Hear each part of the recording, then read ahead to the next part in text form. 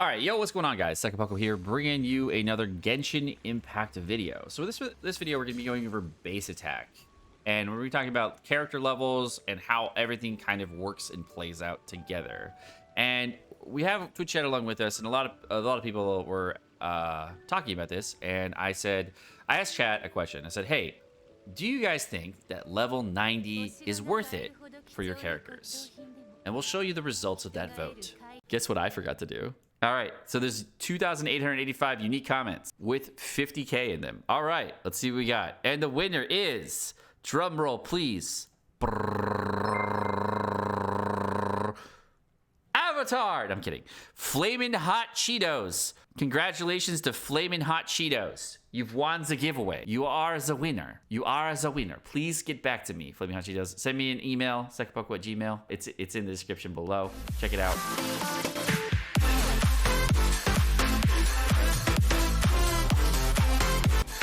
The thing I'm going to go over first is leveling weapons to 90. Nice. Very good. Because leveling weapons to 90 increases your base attack.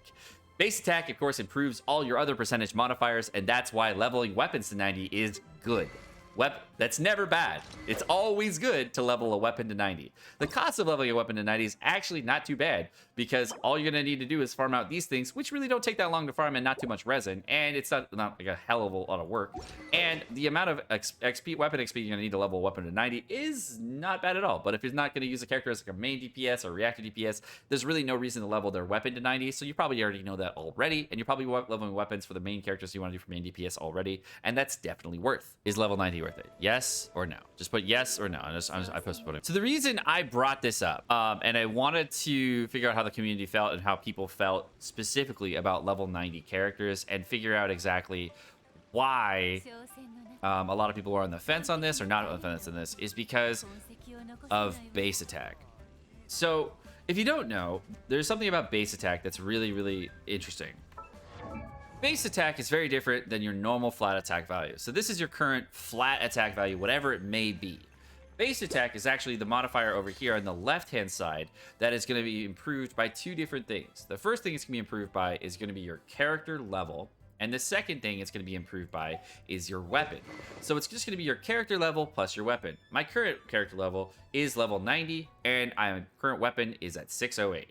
That means that my total amount of attack for my Ningguang is the 608 there, plus whatever value that she's getting level up. So that means that her overall attack from her base attack that she's getting from character level is actually only 212. So if I look at that and go to that value over here, she goes up to 212 actual attack. So when you level a character up from level 80 to level 90, you're getting, of course, increased geo damage all the way through, all other stuff, but you're also increasing your base attack. Now, base attack is very different than the way that attack percentages work. Now, if you want to figure out an attack percentage, the attack percentage is going to take whatever your base attack is and then add in the percentage value on top of that of whatever percentage attack you have. So if I go to my actual artifacts here, you'll notice that if I go into any specific piece, I'm getting 14% here. I have no additional attack percentage here, but I do have a flat attack value. We'll get to that in a second. There's no additional attack percentage here, but there is 46 up here. So that means now I'm at a total of 60.6%. Go into the next piece over here. There's no additional attack points over here. And finally, an additional 14.6% here. That is an additional 75% attack. Now we take that and multiply that value times my overall base attack, which is 820. That means 20 times 0.752. That's 616 overall attack that I am getting directly from my overall damages rolls. 18% is going to be from Gladiator, which is an additional. There's a total of 764.24 attack. So this is my additional attack from percentage-based rolls. I'm getting an additional 764 total attack. Now, because I'm getting an additional 774 total from base attack, you can see that I'm actually getting more than that, and that additional amount is going to be from the plume as well as the flat attack modifiers. I get an additional of 1,089. 18 plus 311 flat attack. So this is how you do the full formula for full overall attack. Now, flat attack rolls are actually really, really bad for your artifacts, so because they're going to be about half as effective as the percentage-based rolls, or less. They're really going to get a lot more out of percentage-based rolls, so if you wanted to know which one's better, definitely go for percentage. Percentage-based rolls are really only going to be that much better if you have a 5-star weapon. 5-star weapons have higher base attack, which means, of course, you're getting a lot more out of it. Now, the original question is level 80 worth it? Well, because we're getting additional 12 here, we only get an additional 14 attack from going from level 80 to level 90. And because you only get an additional 14 attack, if we change that value, and we did all the differences here. So if you're trying to level up your total of your character, what happens is if you get from level 80 to level 90, the total amount of attack increase that you are gaining is going to be, our total attack would be the 806 plus 1076.19, and that comes out to be 1882.192.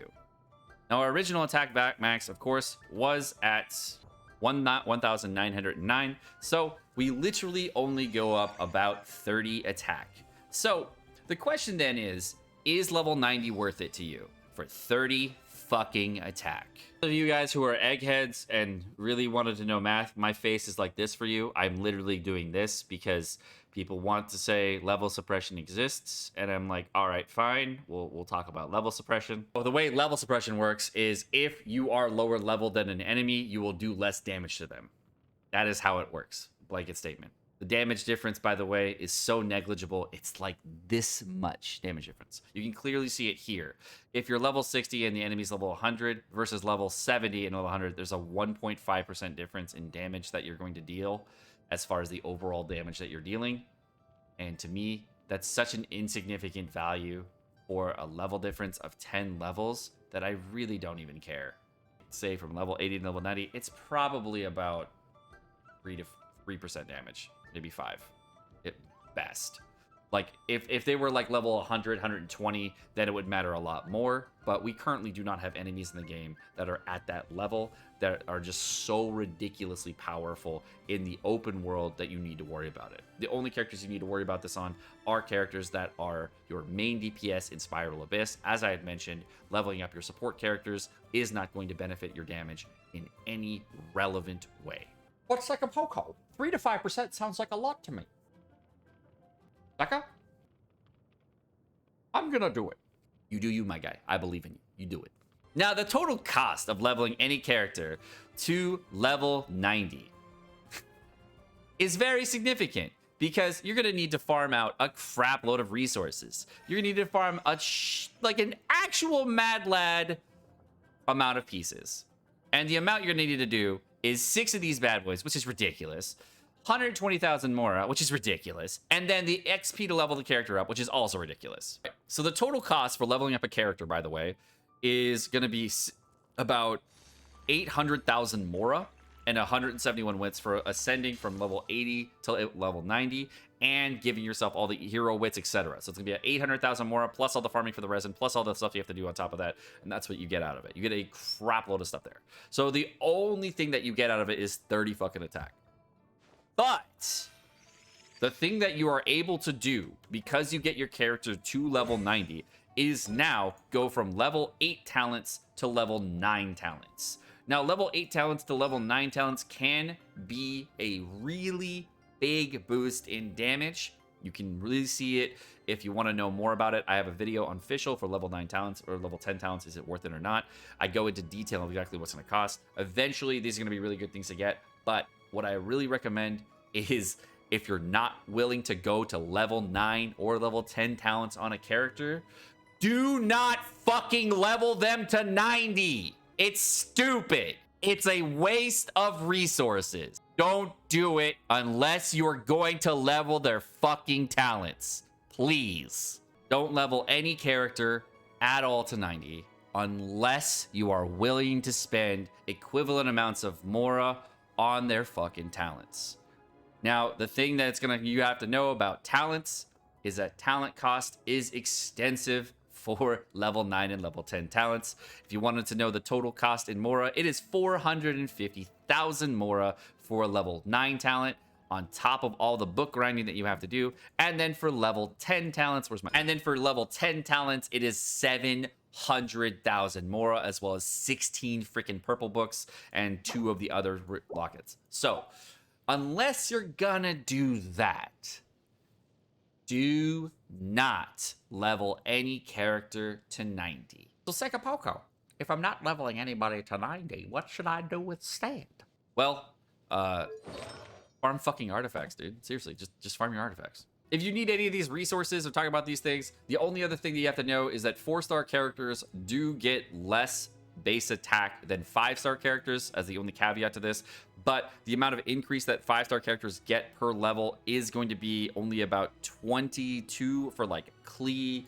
And then if we go to like Kaching, she gets like a total of 23. So you get a little bit more base attack than you would on 5-star characters than you would 4-star characters. So potentially a little more worth for 5-star characters, but again, way more hero wits, way more expensive, etc.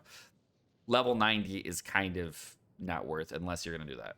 So for the vast majority of your characters, please, what I recommend doing, just to save yourself some Mora, save yourself some time, headache, and effort, unless you're going to be extremely heavy into investment in these characters, and you really want to get to level 9 and 10 talents for normal attacks, whatever your ability cards, etc., please stop at level 8. It's totally fine. You'll have way more than damage to clear in the game for any character you want to use this on. My name's Sekapoko. Thank you so much for watching. Hope you guys enjoyed this video. It's not Adventure Time, Benny. Shut the hell up. That's why you only got one member in your adventure troop, Benny. Have a great rest of the day, guys. Peace.